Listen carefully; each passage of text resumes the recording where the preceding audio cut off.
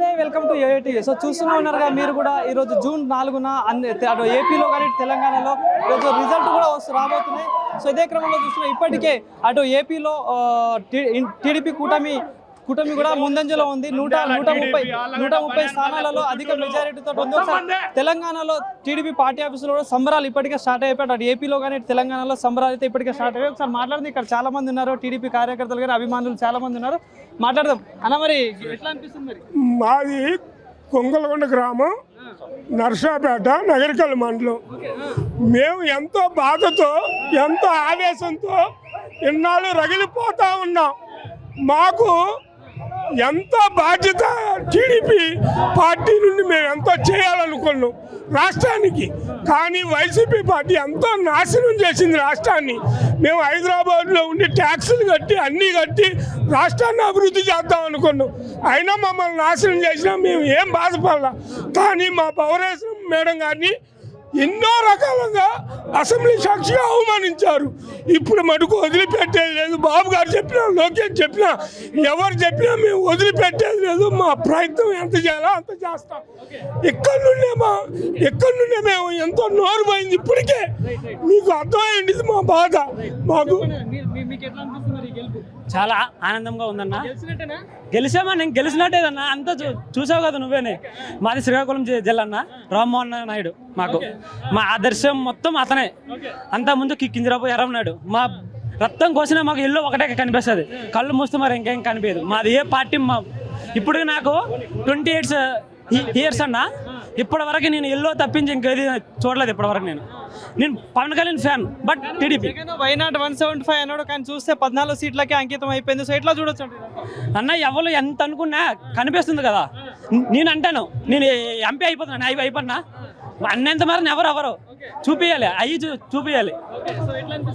చాలా ఆనందంగా ఉందన్న. ఒక్కటేనన్నా, ఇక్కడ జాబ్ చేయడం వల్ల ఊర్లో లేనని బాధ. లేకుంటే ఎంపీ రామ్మోహన్ నాయుడుతో ఫుల్ సందడి ఉన్నాం, బేబచ్చంగా ఉన్నాం. చెప్పండి అన్న, మీకు ఎట్లా అనిపిస్తుంది? అన్న మాది మాచల్ల పల్నాడు గడ్డ. చెప్పండి.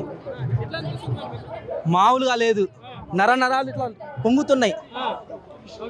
సో మరి ఇప్పుడు భారీ మెజార్టీ వస్తుంది. సో ఎట్లా చూస్తారంటే అటు జనసేన కానీ, ఇటు బీజేపీ కానీ, టీడీపీ కూటమి మొత్తం భారీ మెజార్టీతో గెలవబోతుంది. మీరు ఇప్పుడు చూస్తూనే ఉన్నాం మన రిజల్ట్స్ కూడా. సో ఎట్లా అనిపిస్తుంది మీకు అభిమానిగా? చాలా ఆనందంగా ఉంది. ఫస్ట్ ఆఫ్ ఆల్ ఒక సొసైటీ పర్సన్గా ఒక మంచి పార్టీ వచ్చింది, మార్పు తీసుకొచ్చే పార్టీ వచ్చింది అనేది హ్యాపీగా ఉంది. నేను సాఫ్ట్వేర్ ఎంప్లాయీ. నేను ఈరోజు ఆఫీస్ సెలవు పెట్టుకొని వచ్చిన మేనేజర్కి తెలియకుండా.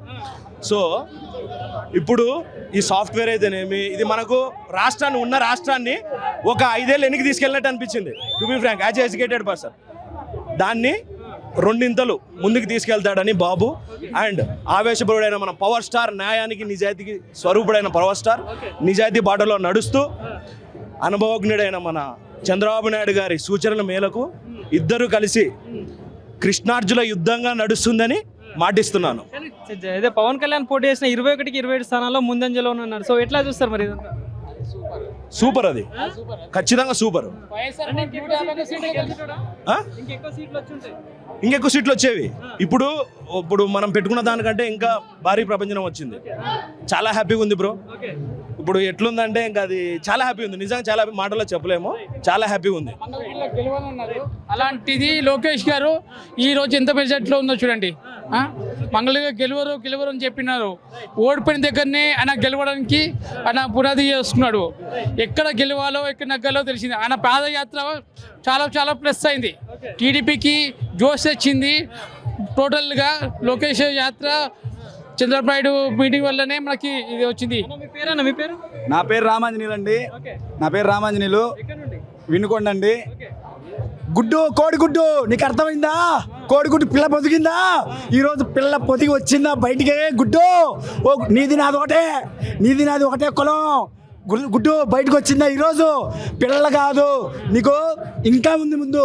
నీకు ముందుంది గుడ్డు ఆమ్లెట్ అయితే కోడి పిల్ల వస్తుందో చూద్దు కానీ, ఓకేనా? అయ్యా గుడ్డు అంటే మళ్ళీ మీకు అర్థమైందో లేదో, మన అమర్నాథ్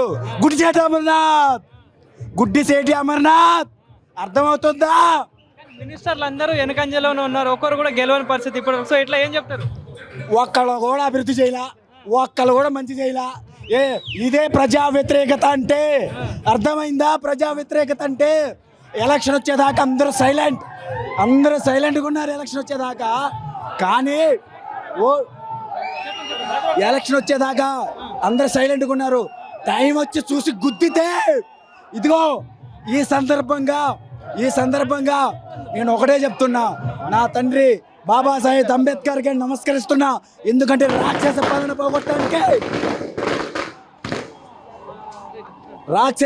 పోగొట్టడానికి ప్రతి పౌరుడికి ఒక వజ్రాయుధాన్ని ఓటునిచ్చి మమ్మల్ని గెలిపించినందుకు అంబేద్కర్ గారికి నమస్కరిస్తున్నా.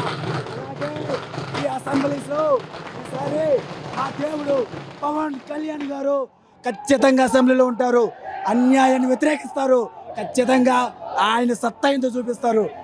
అలాగే ఒకే ఒక మాట అండి, ఎవరైనా ఆడపిల్లల ఉసురు పోసుకోకూడదు, ఆడబిడ్డల ఉసురు పోసుకోకూడదు.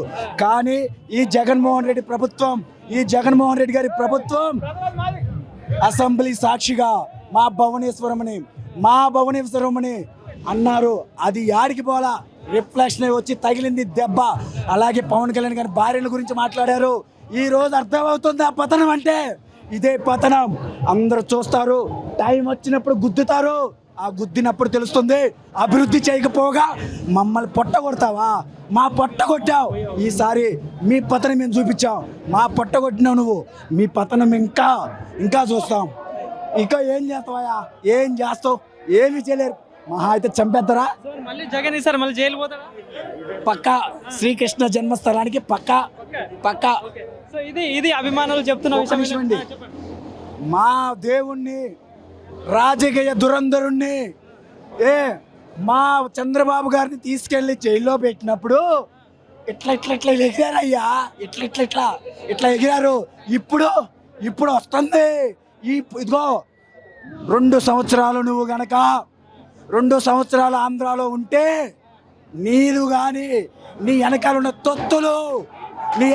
తొత్తులు ఖచ్చితంగా పోయేది జైలుకే. రోజా గురించి ఏం చెప్తారు? మినిస్టర్ రోజా ఆ గురించి ఇంకా మన జబర్దస్త్ ఉంది. అర్థమైందా రాజా? జై టీడీపీ, జై టీడీపీ, జై బాబు. మేము సినిమా ఫీల్డ్ నుంచి వచ్చి మాట్లాడుతున్నాం అన్న. ఈరోజు ఈ విజయం చారిత్రాత్మకమైన విజయం. ప్రతి సినిమా రిలీజ్ అయితే అసలు పవన్ కళ్యాణ్ రాజకీయంలో ఉన్నంత మాత్రాన సినిమా మీద అటాక్ చేయాల్సిన అవసరంలా. కొన్ని వందల కుటుంబాలు ఒక సినిమా బతుకుతాయి అన్న. ఒక సినిమా మీద కొన్ని వందల కుటుంబాలు బతుకుతాయి.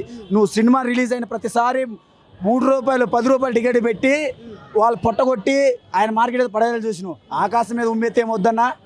ఆకాశం మీద ఉమ్మెత్తే ఏమవుతుంది? మీదే పడుతుంది. ఈరోజు ఈ పొద్దు జరిగింది అదే. అంత మాత్రమే కాదు, ఇంకొక మాట చెప్తున్నా. ప్రపంచంలో రాబోతున్న రోజుల్లో కానీ పూర్వంలో కానీ ఎప్పుడైనా సినిమా రంగం జోలు వచ్చిన ఏ రాజకీయ నాయకుడికైనా ఇదే గతి పట్టుద్ది. ఎందుకంటే సినిమా అనేది మేము ట్యాక్స్ కడుతున్నాం, మా డబ్బులు పెట్టి మేము తీస్తున్నాం, మేము ఎంటర్టైన్మెంట్ చేస్తున్నాం.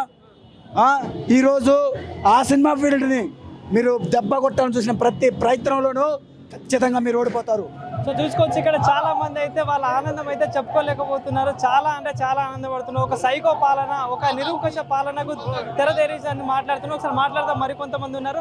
అన్న, ఎట్లా అనిపిస్తుంది మరి? ఏదైతే టీడీపీ పార్టీ గెలుపు అవకాశాలకు దగ్గరలో ఉంది, సో ఇట్లా ఏం చెప్తారు?